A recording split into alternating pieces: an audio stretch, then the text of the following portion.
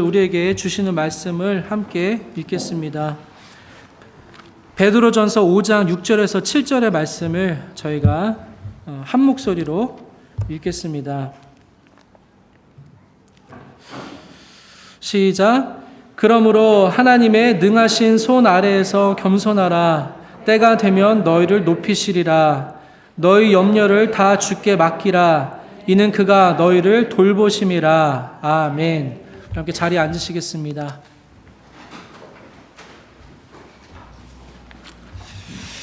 네, 오늘은 2025년 4월 넷째 마지막 주일입니다.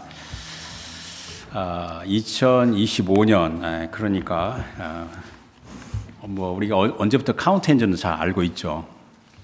그런데 우리가 요즘에 흔히 하는 말이 현대인의 삶, 이것을 영어로는 contemporary life라고 하는데 현대인의 삶을 우리가 어떻게 설명할 수 있을까? 여러 가지 그 숙제를 내면 애들이 여러 가지 답이 나오죠. 그러나 더 중요한 것은 인류 역사의 흐름에서 우리가 살고 있는 현대의 삶을 어떻게 규명할 수 있을까? 현대는 과거 인류가 보지 못한 엄청난 이 과학기술의 눈부신 발전과 이에 따르는 많은 혜택 그리고 폭발적인 지식을 누리고 있습니다. 최근에 놀랍게 발전하는 인공지능 AI, 이거 말하면 끝이 없죠. AI가 아마 빠르면 5년, 10년 이내에 사회 각 분야에 어마어마하게 파고 들어가서 적용될 것입니다. 그러면 상상 이상으로 많은 것들이 달라지고 또 우리의 가치관과 세계관도 우리가 변할 겁니다. 빠르게 변할 겁니다. 그래서 참 저는 이제 나이 든 사람 입장에서 보면 변화가 너무 빨라서 그 변화에 대한 이렇게 약간의 그 섬뜩한 두려움을 느낄 수가 있는데 아무튼 우리가 어린아이를 또 기르고 있는데 그 어린아이가 지금 여러분들이 이렇게 부모나 또 옆에 어른으로서 이렇게 다루는 거하고 앞으로의 또 다루는 거하고 또 많이 달라질 것 같습니다. 그리고 또 2차 세계대전 이후에 여러 가지 국소 전쟁들이 있지만 큰 전쟁이 없었어요. 그래서 대체적으로 평화를 누리고 있는 시대입니다. 또한 세계 경제가 아주 상호 긴밀하게 연결되어 있어요. 미국의 이 트럼프 대통령이 그 테러프 관세를 때리니까 전 세계가 경제가 요동하잖아요. 그래서 highly connected, 그다음에 very globalized. 그래서 이렇게 다 돼 있는 겁니다. 그리고 또 인종과 또 민족 그리고 언어의 벽이 낮아지고 요즘에는 웬만한 사람은 그 스마트폰 가지고 해외여행 가더라도 이 한국말이나 영어로 말하고 하면 어느 나라 어느지 다 됩니다. 그래서 언어의 벽도 낮아지고 또 인권, 휴먼 라이츠가 많이 인식이 높아졌어요. 이런저런 생각하다 보니까 다니엘서 12장 4절에 다니엘의 제일 마지막 부분에 나오는 건데 다니엘아 마지막 때까지 이 말을 간수하고 이 글을 봉합하라. 이 마지막 때는 많은 사람이 빨리 왕래하며 지식이 더하리라. 그 당시에 사람들이 지식이 더하면 얼마나 더하겠냐 하는데 요즘 시대에 그 폭발적인 지식을 한번 생각하면 아마 기절할 겁니다. 그래서 현대의 삶은 인류 역사에서 비교적으로 평화롭고 또 행복한 기간에 있다고 말할 수 있을 것 같습니다. 과연 그렇습니까? 과연 현대인의 우리 삶이 그 전에 이전 시대의 그 과거 인류에 비해서 행복한 삶을 살고 있는가? 그러면 이제 우리가 현대인의 그 내면, 그 이너 파트, 코어 파트를 한번 생각해 봐야 됩니다. 근데 현대는 과학기술이 발달되고 문화적인 혜택을 누리지만 역설적으로 현대인의 그 내면 생활은 그 예전 생활의 예전 시대에 비해서 더 황폐화되고 있다고 많은 그 지식인들이 말하고 있습니다. 그래서 인간미가 사라지고 있다. 과거에는 그래도 인간적인 면이었는데 요즘에는 그런 게 없다. 그래서 현대에서 가장 큰 문제가 외로움입니다. 외로움, 그다음에 스트레스, 그리고 이 우울증, 디프레션은 어느 문화권이나 유행병처럼 화두가 됐어요. 어느 나라 가서도 몸이 좀 아프면 의사한테 가면 스트레스가 많다고, 특별히 병이 없으면 이렇게 말할 수 있습니다. 그래서 누군가 어떤 학자가 그 학자가 이제 서구 사람이니까 서구사회죠. 서구사회의 그 주요 지표로서 첫 번째가 이 분국화와 대립, 영어로는 이제 polarization. 이게 뭐냐면 이게 포스트 모던주의의 특징입니다. 절대 가치가 없고 막 이게 분국화되어 있는 겁니다. 그리고 개인 이기주의, individual selfishness, 그 다음에 고립화, isolation, 그 다음에 사회적인 균열, social fragmentation이 이런 것들이 말합니다. 그런데 제가 왜 이렇게 장황하게 서두에 말을 하냐면 이러한 때를 살아가는 그리스도인 성도들도 이 시대의 풍조의 영향을 벗어나지 못해요. 영향을 받고 있어요. 예로서 제가 이제 생각나는 것이 그리스도인 중에 극단적인 선택하는 비율이 얼마인가 하고 한번 이렇게 알아보니까 굉장히 높아요. 제가 굳이 그 자살률의 통계까지 가져올 필요가 없지만 위험할 정도로 높아지고 있습니다. 원래 옛날에는 그 그리스도인들은 극단적인 선택을 안 하는 걸로 알고 있는데 왜냐하면 생명을 살인하는 거니까 자기 목숨을 하나님께 하는데 요즘에는 굉장히 높습니다. 위험할 정도로. 그럼 진짜 그리스도인인가 생각이 들 정도로. 그리고 의외로 저 사람은 성숙한 그리스도인이라고 여겨지는 경우에도 하나님은 선하시다. God is good. 하나님은 내게 선하시다. God is good to me. 이게 리얼하게 와닿지가 않아요. 먼 나라 이야기처럼 느껴져요. 그리고 주의 신실하심은 영원하다.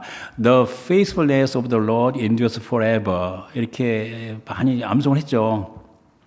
제가 엄청 많이 암송했죠. 지난 한 달 동안 아프면서 엄청 암송을 해도 또 여러 가지 생각이 들고 합니다.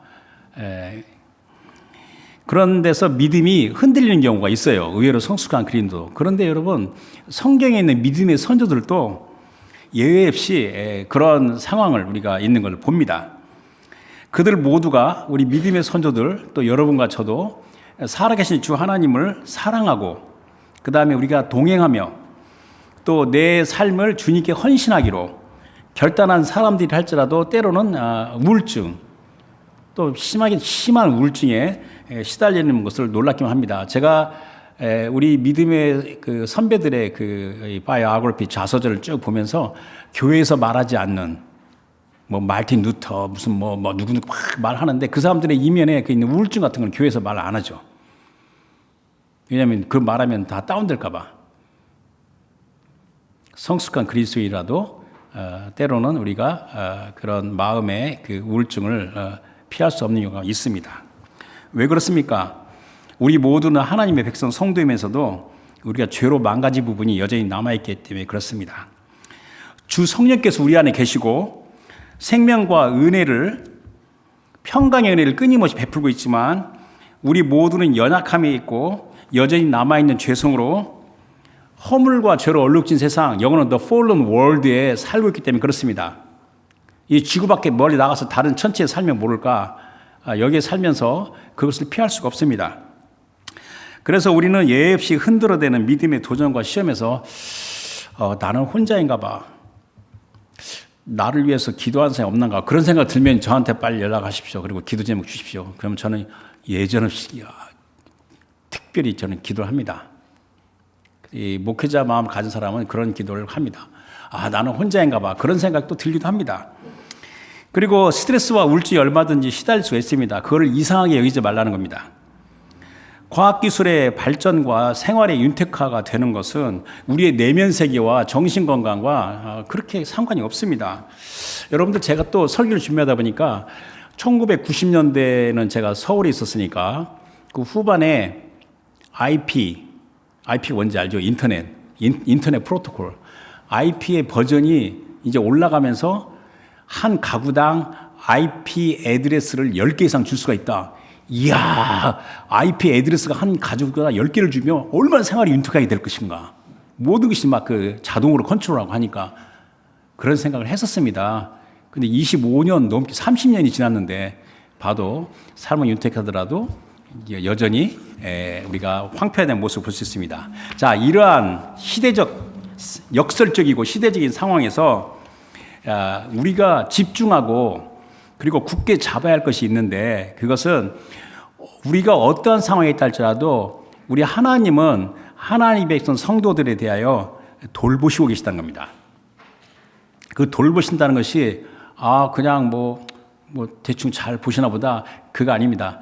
이거를 제가 설교 주면 성경에 인용하려고 너무 많은 거예요. 그러면 설교 너무 길어지잖아요. 그거 다 잘라버리고 그냥 필요한 것만 나누려고 하는데, 그래서 주의 돌보심, 우리 주 하나님의 돌보심을 말씀과 성령의 은혜에서 깊이 묵상하고 늘 믿음에 굳게 서야 됩니다. 그래서 오늘 저는 제목을 주의 돌보심, The Lord's Care라고 정했고, 본문은 굉장히 짧아요. 오늘 베드로전서 5장 6절로 7절 2절인데 제가 요절을 7절로 택했습니다. 그래서 오늘은 7절을 먼저 보도록 하겠습니다. 그래서 베드로전서 5장 7절을 제가 읽겠습니다. 너희 염려를 다 주께 맡기라. 이는 그가 너희를 돌보심이라. 이 개역 성경에서는 이는 저가 너희를 권고하심이라 그랬어요. 이 권고하심, 돌보심 똑같은 말이에요. 그래서 이 주의 돌보심은 추상적인 이론이 아닙니다. 나를 위한 우리 주 하나님의 돌보심이 때로는 먼 나라 이야기처럼 들리고 왠지 현실적이지 않다고 느껴지더라도 나는 죄가 많은가 봐.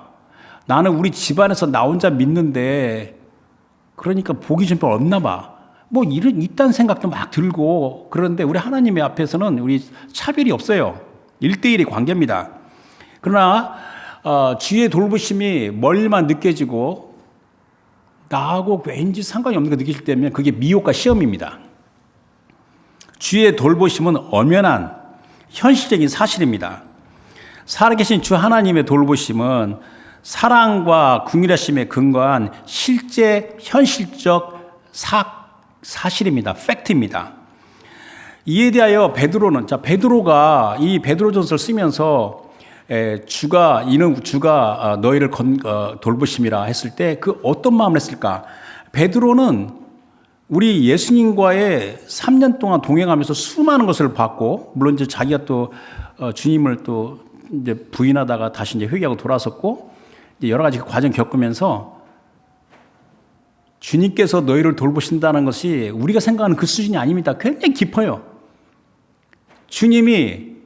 주님께서 살아계신 주님께서 너희를 돌보십니다. 그런데 제가 이제 어떤 게 있을까 떠오르니까 마가복음 4장 35절에서 41절에 이제 다른 복음서도 나오지만은 예수님께서 이제 그 갈릴리 북부 지방에서 배를 타고 남쪽으로 건너가자고 말합니다. 그래서 마가복음 4장 35절에 해가 져니까, 해가 절면 이제 Let's call the day 하고 이제 마치고 이제 집으로 가야 되잖아요. 예수님이 갑자기 야, 저쪽으로 건너가자. Let us go over the other side 하니까 예, 갑시다 하고 배를 타고 그 갈릴리 바다를 이제 위에서 아래로 이제 항해를 했어요. 그런데 이제 예수님 모시고 가는데 큰 광풍이 불어서 물결이 배에 부딪히고 배가 가득하니까 배가 이제 침몰하게 됐어요. 근데 예수님께서는 배 고물에 베개를 베고 주무시고 계셔요. 배가 침몰하는데 배고물에서 예수님은 베개를 베고 주무시는 거예요. 그러니까 제자들이 예수님을 깨우면서 선생님이여, 우리가 죽게 된 것을 돌보지 아니하실까? 이 돌보지 않는 것과 널 도는 것 똑같은 헬라어 동사예요. 돌보지 않으시니까 Teacher, don't you care if we drown? 그러니까 예수님이 일어났어요. 바다를 꾸짖으며 바다더러 이르시되 잠잠하라 고요하라 하시니 바람이 그치고 아주 잔잔하더라. 이에 예수님이 제자들에게 이르시되 너희가 어찌 그렇게 무서워하느냐? 너희가 어찌 믿음이 없느냐 하시니 그들이 심히 두려워하여 서로 말하되 그가 누구이기에 바람과 바다도 순종하는가 했더라. 그러니까 사도 베드로는 성도들이 이 땅을 살아갈 때 어떤 형태로든지 시험과 고난을 피할 수 없다는 걸 앞에서 이야기했어요. 그러나 보배로운 믿음 가운데 그것들이 오히려 살아계신 주 하나님의 그 축복이 된다는 사실을 앞서 이미 이야기했어요. 그래서 베드로전서를 다 공부해야 되지만 베드로전서 제가 1장 5절부터 7절까지 읽어드리면 그 앞부분을 너희는 말세에 나타내기로 예비하신 구원을 얻기 위하여 믿음으로 말미암아 하나님의 능력으로 보호하심을 받았느니라. 그러므로 너희가 이제 여러 가지 시험으로 말미암아 잠깐 근심하게 되지 않을 수 없으니 피할 수가 없으나 오히려 크게 기뻐하는도다. 그러니까 시험과 도전 가운데도 오히려 기뻐하는 겁니다. 왜냐하면 보배로운 믿음이 있기 때문에. 너희 믿음의 확실함은 불로 연단하여도 없어질 금보다는 더 귀하여 예수 그리스도께서 나타나실 때 칭찬과 영광과 존귀를 얻게 할 것이라. 그러니까 시험과 고난에서 주님의 능력과 돌보심을 신뢰하며 기뻐하는 거. 그래 이기고 나가는 것이 축복이라는 것을 베드로가 이야기한 겁니다. 그래서 시험과 고난 가운데 성도들에게 주님께서 너희를 돌보신다. He cares for you. 이렇게 이야기하는 겁니다. 그래서 이제 우리가 첫 번에 보고 싶은 건 바로 앞에 베드로전서 4장 1절에서 2절 말씀 보도록 하겠습니다. 자, 그리스도께서 이미 육체의 고난을 받으셨으니 너희도 같은 마음으로 갑옷을 삼으라. 이는 육체의 고난을 받은 자는 죄를 그쳤음이니. 좀 말씀이 좀 이상하죠? 그 다음에 2절 보세요. 그 후로는 다시 사람의 정욕을 따르지 않고 하나님의 뜻을 따라 육체의 남은 때를 살게 하려 함이라.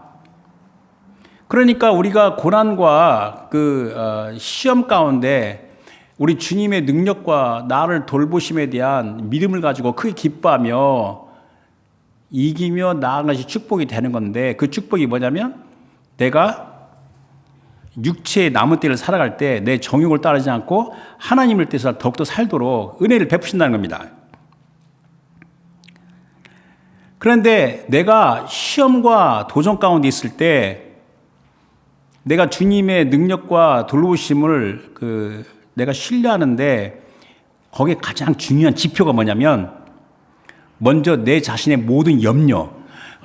지금 우리 한국말에는 7절에 너희 염려를 다 주께 맡기라 그랬는데 원래 정확하게 뭐냐면 너희 모든 염려를 주께 맡기라 이렇게 번역을 해야 돼요. 왜냐면 너희 염려를 다 주께 맡기라 하니까 이 염려는 다 맡기고 다른 염려는 안 맡겨도 돼?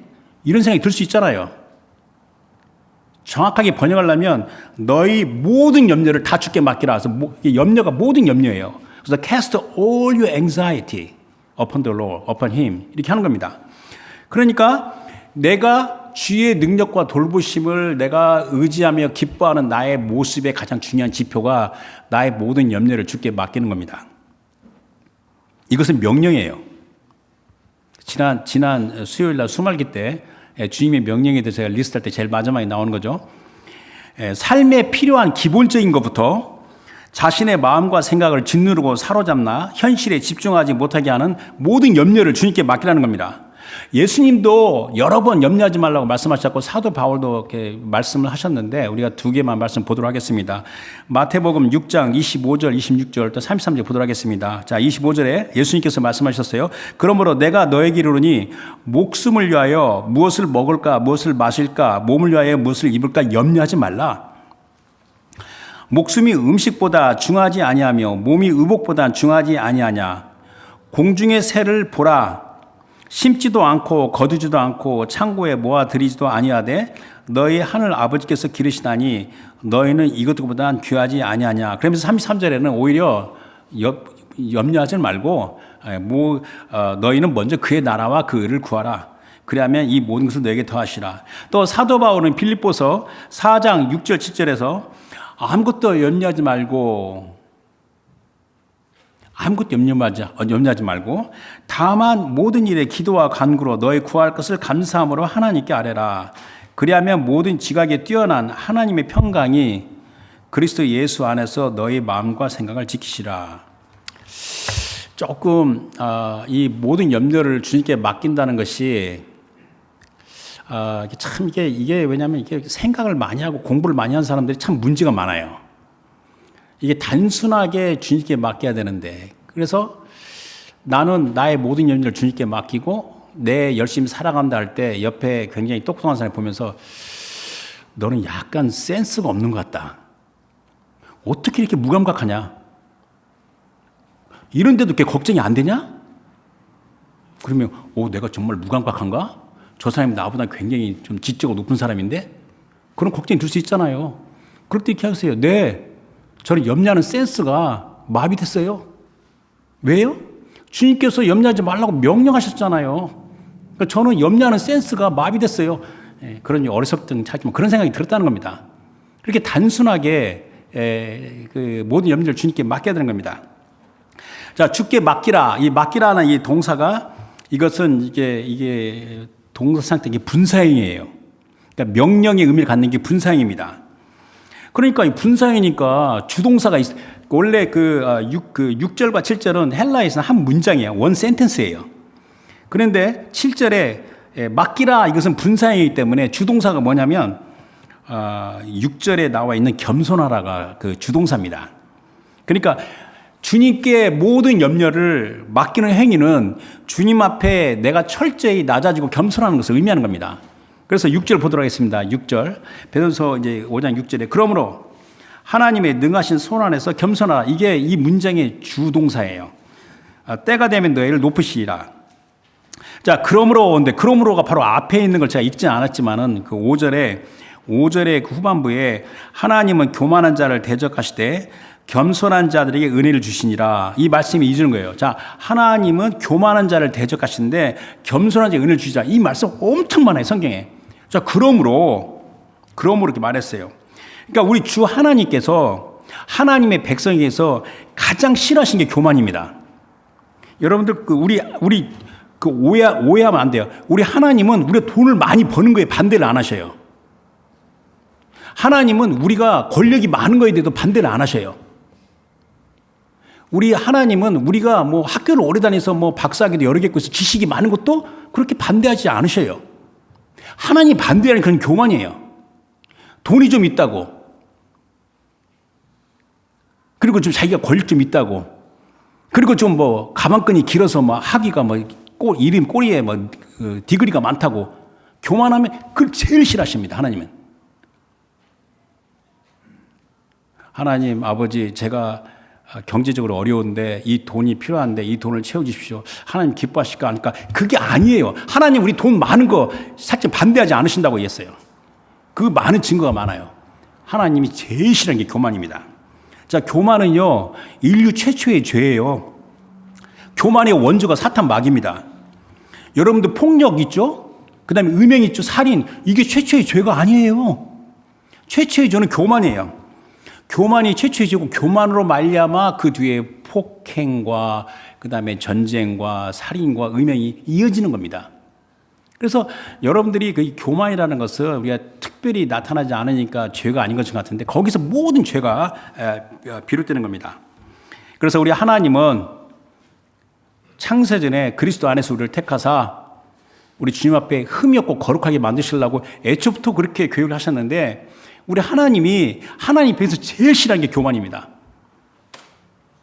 절대로 교만을 용납할 수가 없고 교만한 사람 쓸 수가 없고 하나님이 그 사람 쓰려고 하면 그 사람 교만을 반드시 교정을 하신 다음에 쓰십니다. 이런 너무 역사적으로도 나오고 많은 선배들이 말합니다. 그러나 무엇보다도 우리 하나님은 우리가 하나님과 하나님의 말씀에 철저히 겸손한 걸 보기를 원하시고 그리고 우리가 하나님의 능하신 손 안에서 믿음으로 순종으로 겸손을 굉장히 기뻐하십니다. 그래서 저는 또 그 믿음장에는 히브리서 11장 6절 말씀이 새롭게 와닿는 거예요. 자, 믿음이 없이는 하나님을 기쁘시게 하지 못하나니 하나님께 나아가는 자는 하나님 반드시 계시다. 하나님은 전지전능하시고 거룩하신 하나님 계시다. 그리고 하나님 찾는 자들에게 상 주심을 믿어야 할지니라. 어떻게 거기에 교만한 자가 그 행위를 할 수 있겠습니까? 그래서 6절의 겸손하다가 이게 주동사인데 이 겸손하다가 뭐냐면 이제 영어로는 이렇게 make low 또는 이렇게 humble, humiliate 하는데 이게 되게 이제 자기한테 I로 한 U로 해가지고 수동태용법입니다. 이 동사를 수동태로 쓸 때는 자기 자신을 치워서 단련시킨다는 그 의미예요. 그래서 여러분들이 기도할 때 주여 저를 겸손하게 만들어 주시옵소서 이런 기도 하지 마세요. 주여 저를 겸손해 주세요. 마치 거룩하게 보이는 것 같죠? 이거 비성경적이에요. 겸손해야 되는 주체는 바로 자기 자신이에요. 본인이에요. 하나님이 아니에요. 하나님이 나를 겸손하게 만들려면 나한테 고난을 주셔야 되죠. 그럼 하나님 내게 고난 주시옵소서 내 뼈가 부서지도록 고난을 주십시오. 그래서 교만을 배우십시오. 그렇게 기도할 거예요? 아니죠. 그런 기도하면 안 됩니다. 사람 앞에 거룩하게 보려고 행동하면 절대로 안 됩니다. 사람 앞에서는 많은 사람이나 어린아이나 또 어떤 그룹이나 그냥 자기가 있는 생긴 그대로 자연스럽게 행동을 해요.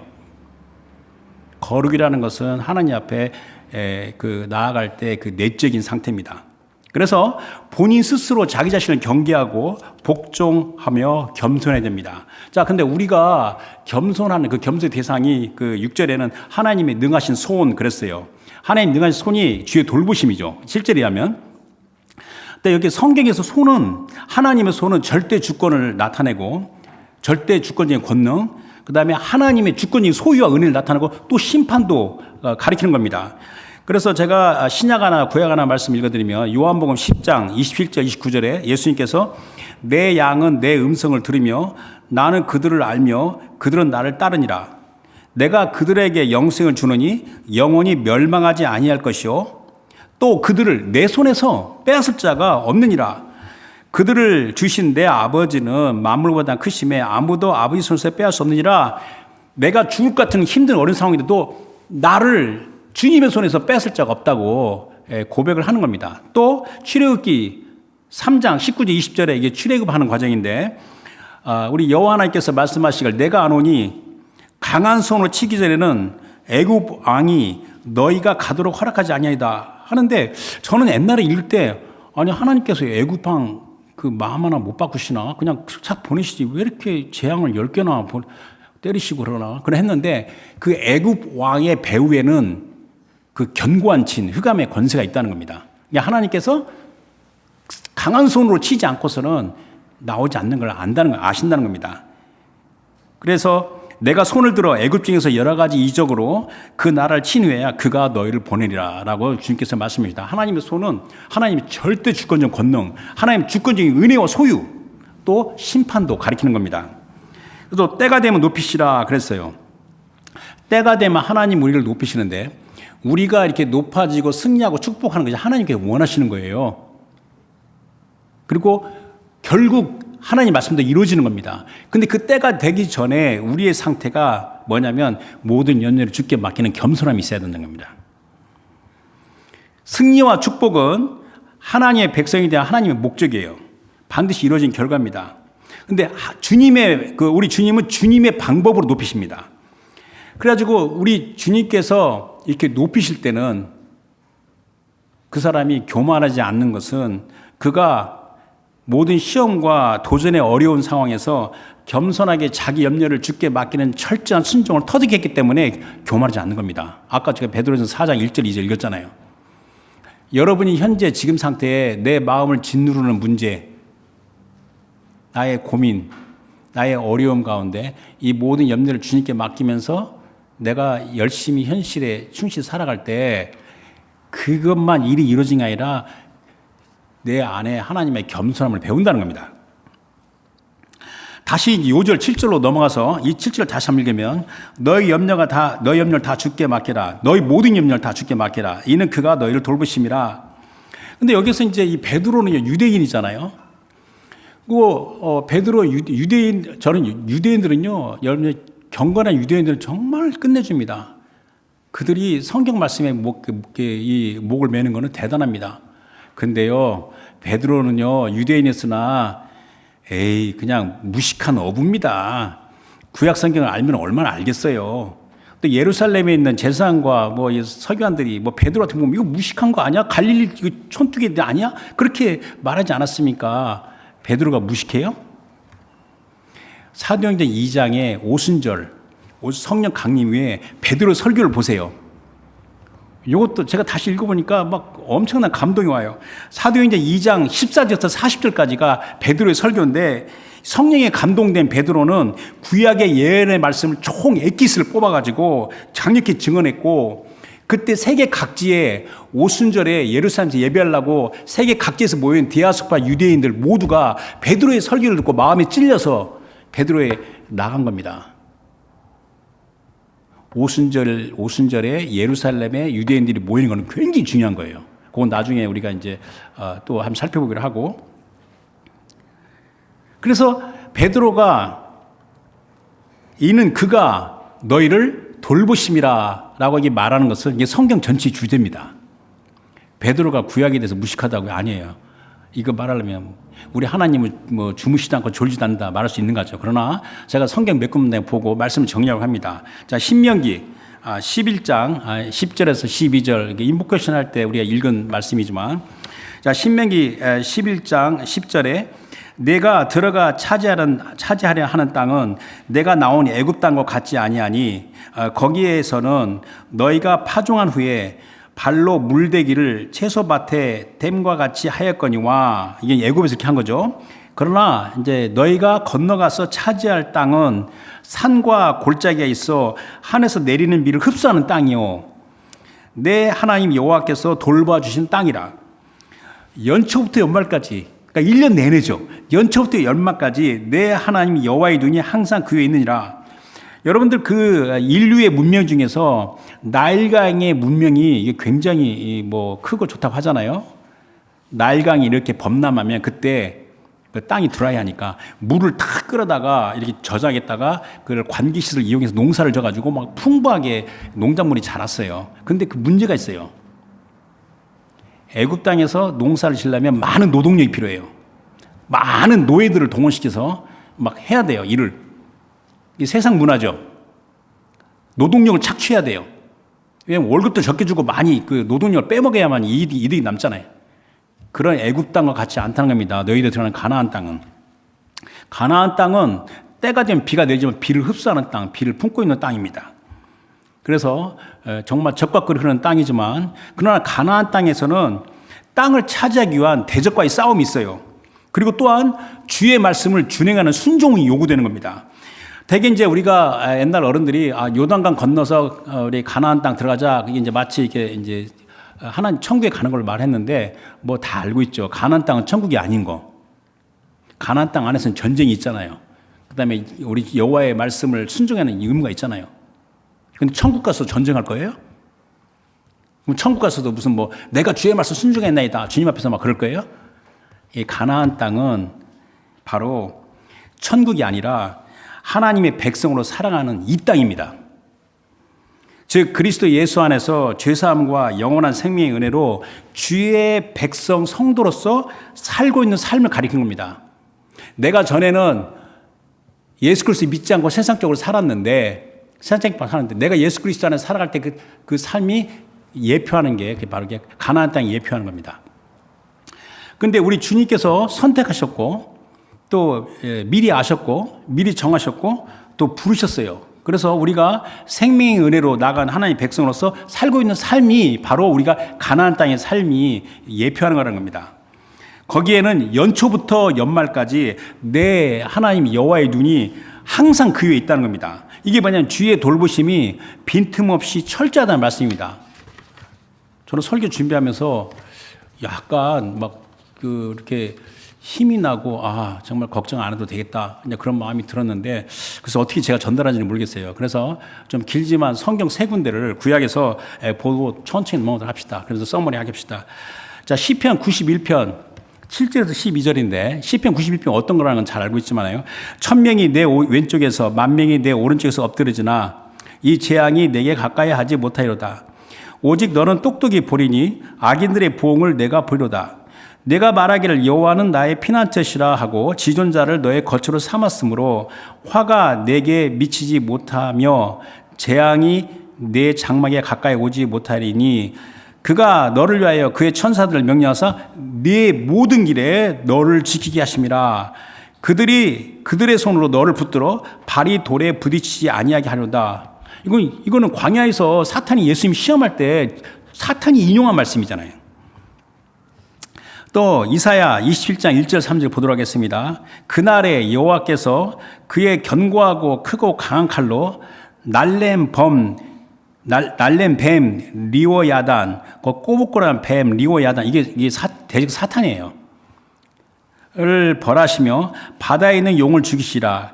그날에 너희는 아름다운 포도원을 두고 노래를 부를지어다. 그러니까 아름다운 포도가 뭐냐면 3절에 나 여호와는 포도원 지기가 되며 때때로 물을 주고 밤낮으로 간수하고 아무든지 이를 해치지 못하게 하리로다. 그러면서 여러분들이 이사야 41장 10절 말씀 많이 묵상했지만 41장 8절부터 10절 말씀 보도록 합시다.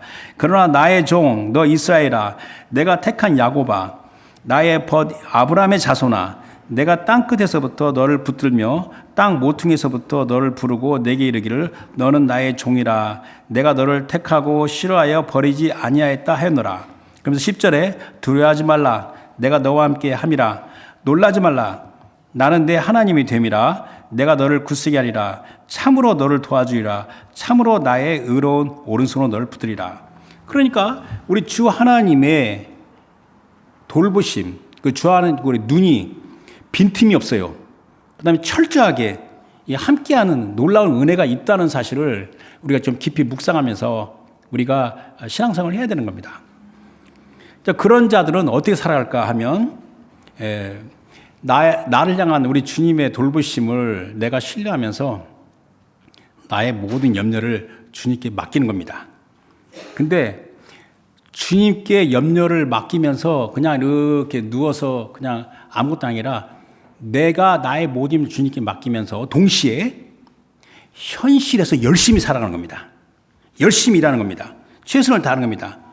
그런데 내가 가정에서 설거지를 하든 공장에서 물건을 만들든 아니면 목장에서 소를 기르든 아니면 뭐 직장 생활하든 아니면 뭐 개인적으로 만나든 뭘 하든지 간에 열심히 하라는 겁니다. 열심히 하는 목적이 하나님의 영광을 산다는 겁니다.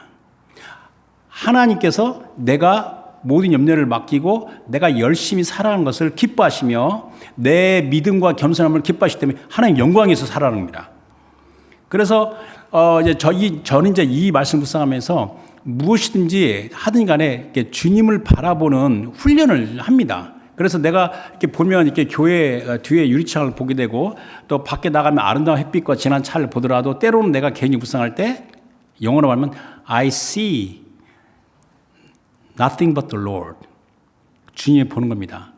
저기 리치몬드 저 끝에 게리 포인트 파크 가면 석양이 굉장히 예쁘잖아요. 석양이 정말 예뻐요. 석양을 보면서 야 이렇게 아름다울 수가 거기서 끝나는 게 아니라 이렇게 아름다우면서 I see nothing but the Lord. 우리 주님을 바라본다는 겁니다. 그 훈련을 하시기 바랍니다. 내 마음의 눈이 주님에게 고정되어 있다는 겁니다. 자, 내 마음의 눈이 주님께 고정됐다는 게 뭐예요? 고정됐다는 게 뭔 말입니까? 자, 주님이 나를 바라보시는데, 주님이 나를 바라보고 계시는데, 내가 주님 바라보면 주님의 눈과 내 눈이 이렇게 부딪힌다는 거잖아요. 충돌하는 거잖아요. 그렇게 묵상하시기 바랍니다. 나를 사랑하시는 주님의 그 눈을 내가 바라보면서 어떤 생각이 들지 각자 묵상하시기 바랍니다. 그래서 생각나는 게 역대하 16장 9절 전반부에 여호와의 눈은 온 땅을 두루 감찰하사 전심으로 자기에게 향하는 자들 위하여 능력을 베푸시나니. 그래서 제가 하나만 자꾸 내가 이렇게 사이드로 가려고 그러는데 나의 모든 염려를 주님께 맡기고 내가 하고 있는 일에 최선을 다할 때 좀 깐깐합시다. 좀 느슨하지 말고. 이 분야에 내가 전문가가 되란 말이에요. 전문가, 엑스퍼티즈 길러는 겁니다. 봉사를 하더라도 뭘 하더라도 깐깐하게 하라는 겁니다. 나를 못 다룰 정도로. 근데 여기에 내가 아무리 그 일을 잘하고 내가 만약에 이렇게 사람들 인정해 줘도 어떻게 여기에 교만과 자긍에 있을 수가 있냐고요. 그리고 또 쓸데없이 낮은 자존감을 가지면 안 돼요. 좌절감. I'm not worthy. 나는 가치가 없나 봐. 그딴 생각 하지 말라는 겁니다. 그래서 항상 여러분들이 마음 힘들 때 우리 주님께서 나를 사셨다. 우리 주님의 피로, 그리스도의 피로 사셨다. 값으로 사셨다. 그래서 고린도전서 6장 19절 20절에 너희 몸은 너희가 하나님께로 받은 바 너희 가운데 계신 성령의 전인 줄 알지 못하느냐. 너희는 너희 자신의 것이 아니라 값으로 산 것이 되었으니 그런즉 너희 몸으로 하나님께 영광을 돌리라. 그러면서 히브리서 13장 3절 5절에는 주님께서 뭐라면 내가 결코 너희를 버리지 아니한다. 너를 떠나지 아니한다. 이거 제 간증이에요. 제 간증. 제가 굉장히 힘들고 어려울 때 저기 먼 곳에 있을 때 한 흑인 여성 기독교인이 나한테 와서 말할 때 God does not leave you alone. 그 말씀이 굉장히 힘을 얻었던 그런 기억이 납니다. 그러면서 내가 결코 너희를 버리지 아니하고 너희를 떠나지 아니하리라. 그러므로 우리가 담대히 말하되 주는 나를 돕는 자시니 내가 무서워하지 아니하겠노라. 사람이 내게 어찌하려 하리라. 자, 그래서 이제 결론이 뭐냐면 나를 향한 전능하신 주 하나님의 돌보심을 깊이 생각하라. 그리고 그 돌보심에서 굳세 믿음에 서서 내가 생각하고 말하고 행동하라는 겁니다. 근데 내가 모든 일을 주님께 맡기는 것은 나의 맡겨진 일, 그러니까 이게 자기의 개인적인 일도 있지만 가정, 일터, 그다음에 뭐 사업 이런 모든 영역에서 주님의 영광을 위해 열심히 일하는 겁니다. 그러면서 때로는 이제 감사와 찬양으로 나아가는 그리스도의 좋은 군사로서 이 하나님께 주신 삶을 자기가 만들어가라, 이루어가라는 겁니다. 그리고 무엇보다 중요한 게 뭐냐면 이제 지난주가 부활주일이죠. 부활주일 이제 첫 번째 오늘 주일이잖아요. 그죠? 7번째 주일이 지나면 이제 올해는 이제 2025년 6월 8일이 오순절 성령 강림 주일입니다. 그래서 저는 개인적으로 오순절 성령 강림 전에 한 설교 4번, 3번을 성령에 대해서 쭉 설교를 하려고 그러고, 그 다음에 제가 이 설교 준비하면서 제가 이제 집에 좀 누워있는 시간이 많았잖아요. 아파가지고. 그래가지고 생각하면서 캐나다 선부장이면 앞으로는 성령 사역. 뭐 성령 사역이라니까 뭘까? 성령, 이 성령, 왜 그렇게 성령을 되게 많이 잊어버렸을까? 그런 생각이 들었다는 겁니다. 그래서 그런 방향으로 이제 나가려고 생각하고 있습니다. 그래서 우리 안에 개인적으로, 공동체적으로 내주하시는 우리 주 성령의 돌보심에 순종하며 언제나 주님의 영광과 기쁨을 위하여 나아가는 겁니다. 그래서 또 우리 요한복음 14장 16절 17절 보도록 하겠습니다. 자, 내가 아버지께 구하겠으니 그가 또 다른 보혜사를 너에게 주사, 예수님도 보혜사요, 성령도 또 다른 보혜사예요. 주사 영원토록 너희와 함께 있게 하리니, 영원토록 함께 하신다는 겁니다. 그는 진리의 영이라 세상은 능히 그를 받지 못하나니 이는 그를 보지도 못하고 알지도 못함이라. 그러나 너희는 그를 아나니 그는 너희와 함께 거하시며 또 너희 속에 계시겠습니다. 그러면서 요한 1서 4장 4절, 자녀들아 너희는 하나님께 속했다. 또 그들을 이겼다. 이 그들이란 뭐냐면 이게 대적 악령들을 가리키는 거예요. 원수들을 이겼으니 이는 너희 안에 계시니, 너희 안에 계신 뭐냐, 우리 보혜사가 우리 안에 계시잖아요. 너희 안에 계시니가 세상에 있는 자보다 크심이라. 그러니까 세상에 있는 자가 누굽니까? 이게 사탄이잖아요. 그러니까 세상에 있는 자보다 더 크신 자, The Great One is in me. 더 크신 자가 내 안에 계신다. 그래서 우리 주님께서 돌보시는 것은 늘 빈틈없이 철저히 보시는 He's watchful, 영어로 하면 watchful care. 주무시도 않고 졸지도 않고 돌보심이 있다는 걸 알아야 되는 겁니다. 우리가 얼마나 행복한 자입니까? 제가 지금 말로만 말합니까? 이렇게 우리가 행복한 자구나. 자기 새끼가 부모가 엄청 사랑하는데 그 행복한 줄 몰라요. 철딱선이 없어가지고. 그래서 좀 깨어있는 자는 내가 이렇게 부모의 큰 사랑을 받으니까 나는 행복한 자구나. 우리 부모가 은연히 또 돈이 많네? 그런 생각이 든다는 겁니다. 그래서 마지막으로 보고 싶은 성경은 신명기 33장 29절입니다. 이스라엘아, 너는 행복한 사람이로다. 여호와의 구원을 너같이 얻은 백성이 누구냐? 그는 너를 돕는 방패시요 내 영광의 칼이시로다. 내 대적이 내게 복종하리니 내가 그들의 높은 곳을 밟으리로다. 그러니까 내 자신이 얼마나 사랑을 받는 사람인지 좀 알아라는 겁니다. 알고 자기가 갖고 있는 믿음에서 내가 나를 향한 주의 돌보심에 대한 굳센 믿음으로 살아가는 것이 내가 주님을 사랑하는 것. 하나의 방법이 겸손한 거니까 이것을 내가 삶으로 증거하겠다. 그런 결단을 해야 됩니다. 그래서 사실 제가 오늘 이 말씀을 준비하는 거는 이게 제가 평범하게 보이는 말씀 같지만 생각을 굉장히 많이 하면서 제 마음에 와닿는 대로 정리하면서 느끼는 게 뭐냐면, 살다가 보면 힘들 때가 있습니다. Don't worry, be happy 이런 말만 좀 믿지 마세요. 좀 때로는 알 수 없는 고난이 있고 힘든 일이 옵니다. 그러면 주위의 형제들이 같이 기도하고 서로 도와주고, 이게 공동체입니다.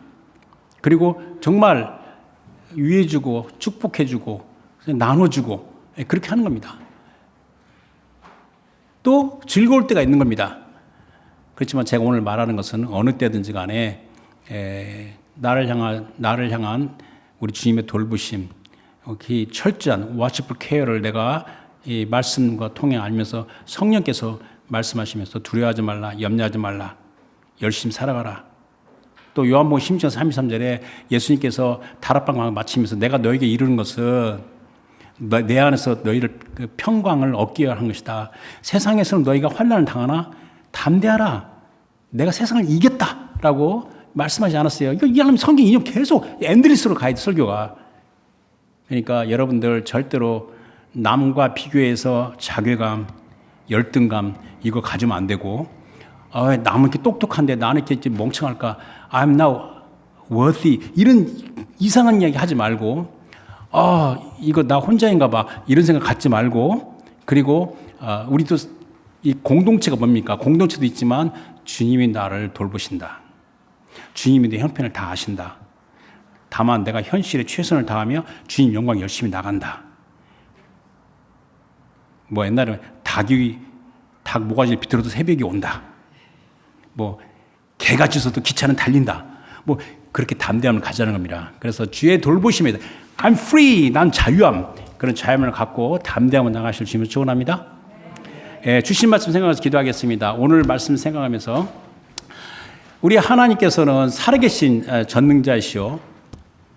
절대로 말씀을 시건하지도 아니하시고 또 말씀하신 대로 우리에게 함께 하시며 능력을 베푸시는 전능자이십니다. 전능자께서 우리를 돌보신다라고 성경이 오늘 본문에도 말씀하셨고 성경 전체 주제예요. 하나님 아버지 감사합니다.